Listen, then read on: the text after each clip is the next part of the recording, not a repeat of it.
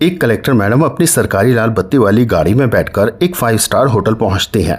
वहां पहुंचने के बाद होटल के अंदर जितना भी स्टाफ था और जितने भी कस्टमर वहां खाना खा रहे थे वो सभी लोग कलेक्टर मैडम की तरफ देखने लगते हैं।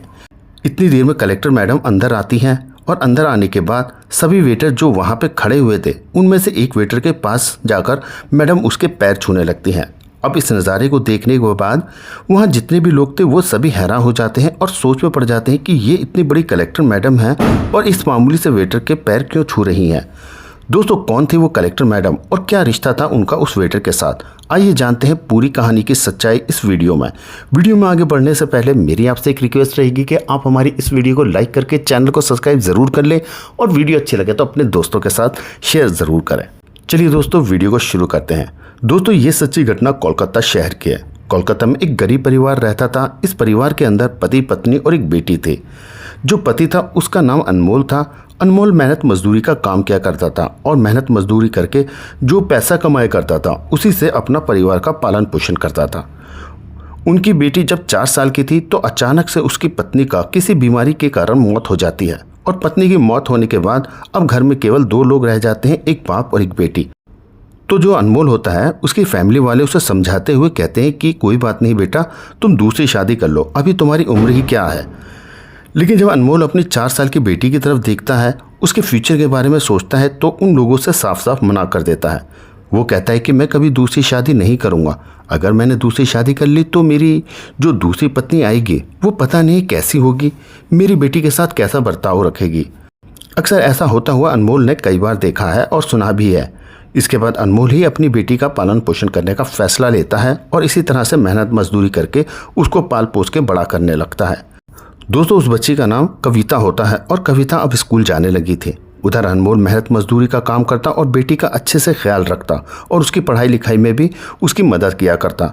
धीरे धीरे समय बीतता है और समय बीतने के साथ अब कविता 10वीं क्लास में आ जाती है। जैसे ही वो 10वीं क्लास में आती है तो एक दिन अनमोल उससे कहता है कि बेटी, अगर तुम 10वीं में अच्छे नंबरों से पास होती हो तो मैं तुम्हारी एक इच्छा पूरी करूँगा।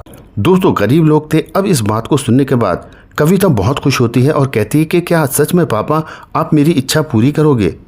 अनमोल कहता है कि हाँ मेरी बेटी, तुम जो चाहोगी मैं वो तुम्हारे लिए करूँगा।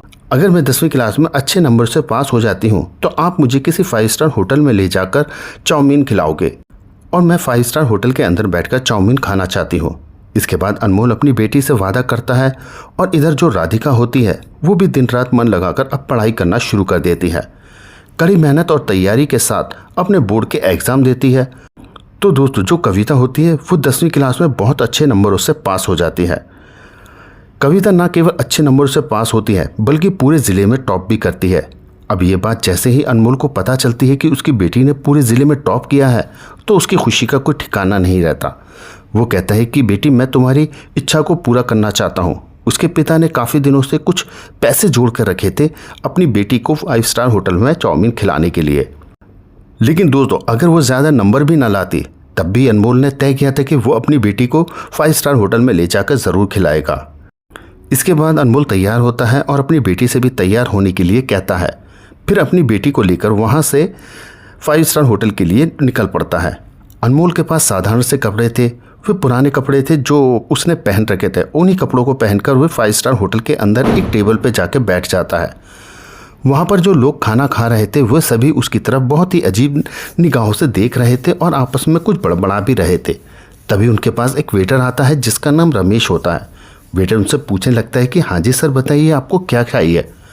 इसके बाद अनमोल कहता है कि मेरी बेटी के लिए 1 प्लेट चाउमीन ले आओ।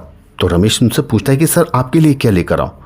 लेकिन अनमोल कहता है कि मुझे कुछ नहीं खाना, मैं केवल अपनी बेटी को चाउमीन खिलाने के लिए यहाँ पर लाया हूँ, क्योंकि इसने अपनी इच्छा के तौर पर मुझे बताया था कि अगर मैं 10वीं क्लास में टॉप करती हूँ तो फिर मुझे आप 5 स्टार होटल में ले जाकर चाउमीन खिला देना। मेरे पास सिर्फ उतने ही पैसे हैं कि मैं अपनी बेटी को चाउमीन खिला सकूँ, उससे ज़्यादा पैसे मेरे पास नहीं हैं। तो आप सिर्फ मेरी बेटी के लिए चाउमीन ले आइए, ये खाएगी तो मुझे भी अच्छा लगेगा। अब इन बातों को रमेश सुनता है तो एकदम से ये बातें उसके दिल को छू जाती हैं। वे वहाँ से चला जाता है और होटल मालिक के पास पहुँचता है और उनसे कहता है कि मालिक, सामने जो टेबल पर वो गरीब आदमी और बेटी बैठे हुए हैं, उनकी बेटी 10वीं क्लास में ज़िले में टॉप किया है और इस खुशी में वे अपनी बेटी को यहाँ पर चाउमीन खिलाने के लिए ले आया है। लेकिन मैं चाहता हूँ कि वे आदमी भी अपनी बेटी के साथ कुछ खाए। मैं इनके लिए कुछ करना चाहता हूँ, उनको अपनी तरफ से खाना खिलाना चाहता हूँ, लेकिन मेरे पास अभी पैसे नहीं हैं। मगर जो मेरी सैलरी आएगी आप उनमें से कुछ पैसे काट लेना। अब इस बात को सुनकर होटल का मालिक रमेश से कहने लगता है कि अरे भाई, सारी भलाई तुम ही लूटोगे, कुछ हमें भी तो मौका दो। ये बात सुनकर रमेश थोड़ा सा आश्चर्य में पड़ जाता है। होटल मालिक उनसे कहने लगता है कि रमेश, ऐसा नहीं है। अगर इस बच्ची ने ज़िले में टॉप किया है तो ये हमारे लिए भी बड़े गर्व की बात है। ये हमारे ज़िले की, हमारे शहर की लड़की है। तो हम लोग आज इस खुशी के मौके को अच्छे से सेलिब्रेट करेंगे और यहाँ पर जितने भी लोग बैठे हुए हैं सभी को फ्री में खाना खिलाएंगे। ऐसा कहकर मालिक एक टेबल को अच्छी तरह से साफ़ करवाते हैं और एक वेटर को केक लेने के लिए भेज देते हैं। थोड़ी ही देर में केक आ जाता है और केक को उस टेबल पर रखकर अच्छे से डेकोरेट किया जाता है। और जो होटल मालिक होता है वो अनमोल और उसकी बेटी कविता के पास जाता है और उनको सम्मान के साथ वहाँ से उठाकर उस टेबल पर ले जाते हैं जहाँ पर केक रखा हुआ था। उसके बाद होटल में अनाउंसमेंट किया जाता है कि ये हमारे शहर की लड़की है और इसने 10वीं क्लास में पूरे ज़िले में टॉप किया है। तो इसकी खुशी में आज यहाँ पर जितने भी लोग खाना खा रहे हैं उन सब के लिए होटल मालिक की तरफ से खाना फ्री है। ऐसा कहकर उस लड़की से केक कटवाया जाता है, उन्हें अच्छे अच्छे खाना खिलाए जाते हैं। अब इन सभी चीज़ों को देखने के बाद अनमोल हैरान रह जाता है और परेशान भी हो रहा था। वह सोच रहा था कि कहीं ऐसा तो नहीं कि होटल मालिक बाद में उनसे पैसे मांगने लगे, क्योंकि उसके पास केवल इतने ही पैसे थे कि वो अपनी बेटी को यहाँ पर एक प्लेट चाउमीन खिला सके। तो वो वेटर से कहने लगता है कि अरे भाई, इतने पैसे मेरे पास नहीं हैं और देखो मैं कुछ भी नहीं खाऊंगा। लेकिन वेटर उन्हें बताता है कि जो होटल के मालिक हैं उनसे मैंने इस बारे में बात की थी, उन्होंने ही ये सब कुछ अरेंजमेंट करवाया है। इसके बाद होटल का मालिक भी वहाँ आ जाता है और वे भी पूरी बात अनमोल को बताता है। इस बात को सुनने के बाद अनमोल की आंखों में आंसू आ जाते हैं और वे होटल मालिक के सामने हाथ जोड़कर रोने लगता है, क्योंकि दोस्तों अनमोल ने कभी नहीं सोचा था कि उसकी बेटी के लिए इतना कुछ किया जाएगा, वो भी एक 5 स्टार होटल के मालिक के ज़रिए। वो तो बहुत गरीब लोग थे, क्योंकि अक्सर सुना जाता था कि अमीर लोग जो होते हैं उनके अंदर दया भावना होती ही नहीं है। और यही बात अनमोल तब से सोच रहा था, लेकिन आज उसकी सोच बिल्कुल गलत साबित हुई। अब अनमोल अपनी बेटी के साथ वहाँ पे खाना खाने लगता है और होटल मालिक अपनी तरफ से ढेर सारी मिठाइयाँ उन्हें देता है और कहता है कि बेटी ने टॉप किया है तो इन मिठाइयों को जाकर अपने मोहल्ले में बांट देना, ताकि सभी लोगों को पता चल सके कि उनके मोहल्ले की लड़की ने कितना बड़ा काम किया है। अब इन चीज़ों को देखकर कविता के ऊपर बहुत ही गहरा प्रभाव पड़ता है। वो सोचती है कि मैंने थोड़ी बहुत मेहनत की और मेहनत करने के बाद जैसे ही मैंने ज़िले में टॉप किया है तो उसके बाद सभी लोग मेरा इतना मान सम्मान कर रहे हैं और उसकी तरफ सम्मान की नज़रों से देख रहे हैं। इसके बाद कविता अपने मन ही मन में सोचती है कि ये जो कुछ भी आज हमारे साथ हुआ है ये मेरी पढ़ाई की बदौलत हुआ है। मैं और भी अच्छी तरह से पढ़ाई करूँगी और एक दिन अच्छा मुकाम हासिल करूँगी। साथ में उसके दिमाग में होटल का मालिक और उस वेटर की छवि भी घूम रही थी, जिन्होंने आज उसके लिए इतना कुछ किया है। धीरे धीरे समय बीतता है और समय के साथ साथ कविता अपनी पढ़ाई को जारी रखती है। अब कविता और भी ज़्यादा मन लगाकर मेहनत से पढ़ाई कर रही थी। कविता पढ़ाई लिखाई में पहले से ही बहुत होशियार थी, तो इसी कारण उसकी मेहनत भी एक दिन रंग लाती है और वो ज़िला कलेक्टर बन जाती है। अब जैसे ही वो ज़िला कलेक्टर बनती है तो वो अपने पापा को फ़ोन लगाती है और उन्हें बताती है कि आपकी बेटी ज़िला कलेक्टर बन गई है। इस बात को सुनकर उसके पापा बहुत खुश होते हैं। फिर अनमोल कहता है कि बेटी ये तो बहुत अच्छी बात है, अब तुम बताओ तुम्हें क्या चाहिए। इस बात को सुनने के बाद राधिका को अपना पुराना समय याद आ जाता है, जो बातें उसके साथ 10वीं क्लास पास करने के बाद हुई थी। जब उसको एक होटल में ले जाया गया था, वहाँ के मालिक और वेटर ने उनके बड़े ही अच्छे से स्वागत किया था और ये बात उसके दिमाग में आ गई थी। तो फिर वह सोचती है कि चलो ठीक है, मैं ज़िला कलेक्टर तो बन गई हूँ, लेकिन एक बार मुझे उन होटल के मालिक और वेटर से ज़रूर मिलना है, क्योंकि आज जो कुछ भी मैं बनी हूँ वो सब उनकी ही बदौलत है। अगर वो लोग उसका हौसला ना बढ़ाते तो शायद कविता अपनी पढ़ाई में इतनी मेहनत नहीं करती और ये मुकाम कभी हासिल ना कर पाती। धीरे धीरे समय बीतता है, उसकी ट्रेनिंग भी कंप्लीट हो जाती है और फिर पोस्टिंग एक शहर में हो जाती है। पोस्टिंग होने के बाद कविता अपनी सरकारी गाड़ी को लेती है और सीधा 5 स्टार होटल पहुंच जाती है।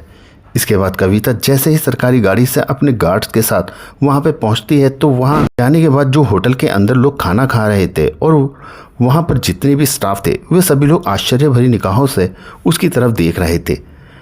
तभी कविता होटल के अंदर जाने लगती है, वहाँ के वेटर को देखने लगती है। देखते देखते उसे रमेश नाम का वो वेटर दिखाई देता है। फिर राधिका उसके पास जाकर पैर छूने लगती है। अब इस नज़ारे को देखकर रमेश भी हैरान हो जाता है। वह उसे ऊपर उठाता है और कहने लगता है कि मैडम आप इस तरह से मेरे पैर क्यों छू रहे हैं। इसके बाद राधिका हंसने लगती है। ये देखकर सभी लोग हैरान हो जाते हैं कि इतना बड़ा अधिकारी और एक वेटर के पैर क्यों छू रहा है। इसके बाद कविता हंसने लगती है। ये देखकर सभी लोग हैरान हो जाते हैं कि इतना बड़ा अधिकारी और एक वेटर के पैर क्यों छू रहा है। अब कविता रमेश से कहती कि शायद आप मुझे भूल गए हैं, लेकिन मैं आपको चाहकर भी कभी नहीं भूल पाई। रमेश थोड़ा सोच विचार करता है और कहता है कि मैडम मेरे अभी तक समझ नहीं आ रहा कि आप किस तरह की बातें कर रहे हो और आप कौन हो। तब कविता बताते हैं कि आज से कई साल पहले मैं इस होटल में अपने पापा के साथ चाउमीन खाने के लिए आई थी और उस टाइम आप ही मेरी टेबल पर आए थे, लेकिन आपने जाकर अपने मालिक को बताया और मालिक ने अच्छी तरह से हमारा स्वागत किया। जो कुछ भी मैं आज कलेक्टर बनी हूँ वो सब आप लोगों की ही बदौलत है। शायद अगर आप मेरा हौसला ना बढ़ाते तो मैं पढ़ाई लिखाई एक सीमित दायरे में ही रखती। इस बात को सुनने के बाद रमेश को सारी बात याद आ जाती है और वे कविता को पहचानने लगता है और कहता है कि अच्छा बेटी तुम हो, कलेक्टर बन गई हो। हमने कभी नहीं सोचा था कि तुम कलेक्टर बनने के बाद भी हमारे यहाँ पर आओगी। और इस पूरी बात को सुनकर वहाँ पर जितने भी लोग थे सभी हैरान हो जाते हैं कि एक लड़की कलेक्टर बनने के बाद भी यहाँ पर आई है और उस व्यक्ति के पैर छुए जिसने कभी 10वीं क्लास में उसको इस तरह से स्वागत करके बधाई दिलाई थी। अब कविता रमेश से होटल के मालिक को बुलाने के लिए कहती है तो रमेश एकदम से मायूस हो जाता है और कहते हैं कि बेटी जो उस होटल के मालिक थे उन्होंने होटल बेच दिया। तो कविता उनसे पूछती है कि ऐसा क्यों हुआ जो उन्हें ये होटल बेचना पड़ा। तो रमेश उसे होटल मालिक की पूरी कहानी बताता है। उसे बताता है कि उनकी पत्नी को कोई बीमारी हो गई थी और बीमारी के चलते हुए पहले तो अपना घर बेचा और घर के बाद जितनी भी ज़मीन जायदाद थी अपनी पत्नी के इलाज में बेचकर लगा दी। लेकिन इसके बावजूद भी उनकी पत्नी की तबीयत ठीक ना हो पाई और उनकी मौत हो गई। पत्नी की मौत का सदमा उन्हें बहुत गहरा लगता है और इसी कारण से वे शराब पीने लगते और शराब पीकर इधर उधर घुमा करते थे।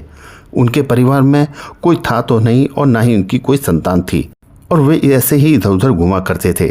तो एक दिन मुझे वे ऐसे ही घूमते हुए मिल गए और उसके बाद मैंने उन्हें अपने घर पर रख लिया। मैं वहीं पर रखकर उनकी सेवा किया करता हूँ। इस बात को सुनकर कविता को बड़ा दुख पहुँचता है और उसकी आंखों में आंसू आ जाते हैं। इसके बाद कविता रमेश को अपनी गाड़ी में बिठा के उनके घर पर जाने के लिए निकल पड़ती है। वहाँ जाने के बाद वो जैसे ही होटल मालिक को देखती है तो होटल के मालिक को देखकर फूट फूट के रोने लगती है और जाकर उनके पैर छूने लगती है। जब होटल के मालिक को कुछ समझ में नहीं आता, लेकिन तभी रमेश बताता है कि मालिक ये वही लड़की है जिनके लिए आपने पार्टी का सेलिब्रेशन अपने होटल में कराया था और सभी लोगों को फ्री में पार्टी दी थी। अब इस बात को सुनकर होटल मालिक की आंखों में भी आंसू बहने लगते हैं। वे भी काफ़ी बुजुर्ग हो गए थे। कविता उन होटल मालिक को सहारा देती है और कहती है कि कोई बात नहीं, जो आपके साथ हुआ वह बहुत बुरा हुआ, लेकिन होली को कोई नहीं टाल सकता। इसके बाद कविता उन होटल मालिक को लेकर अपने घर चली आती है और वहाँ पर अपने पापा के साथ उन्हें रखने लगती है। पापा भी जैसे ही होटल मालिक की ये दुख भरी बातें सुनते हैं तो उन्हें भी इस बात को सुनकर बहुत दुख पहुंचता है, क्योंकि होटल मालिक असलियत में एक ईमानदार आदमी था और उनके साथ ऐसा हो गया जो शायद किसी बेईमान आदमी के साथ भी ना हो। अब कविता उनकी अच्छे से सेवा करती। होटल का जो वेटर था उससे भी उन्होंने बोल दिया था कि ज़िंदगी में तुम्हें कभी भी किसी चीज़ की ज़रूरत हो तो आप मुझसे आकर बेहिचक मांग सकते हो। आज की कहानी एक उसी लड़की की है जिसने 10वीं क्लास का एक सेलिब्रेशन उसकी ज़िंदगी बदल देता है और वो आगे चल के ज़िला कलेक्टर बनती है। आप क्या कहना चाहोगे कविता के बारे में? आप क्या कहना चाहते हैं अनमोल के बारे में? आपकी जो भी राय हो हमें कमेंट्स बॉक्स में ज़रूर बताना और वीडियो अच्छी लगे तो चैनल को सब्सक्राइब ज़रूर करें और दोस्तों के साथ शेयर ज़रूर करें।